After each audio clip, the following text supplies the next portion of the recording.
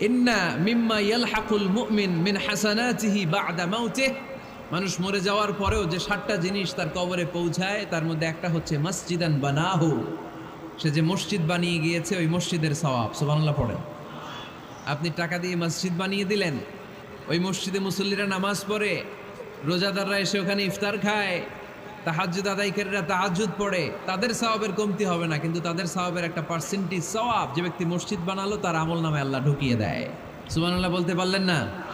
হে নামাজি আমার ঘরে নামাজ পড়ো আজ, দিল মে তোমার চরণ তলে হৃদয় যায় নামাজ।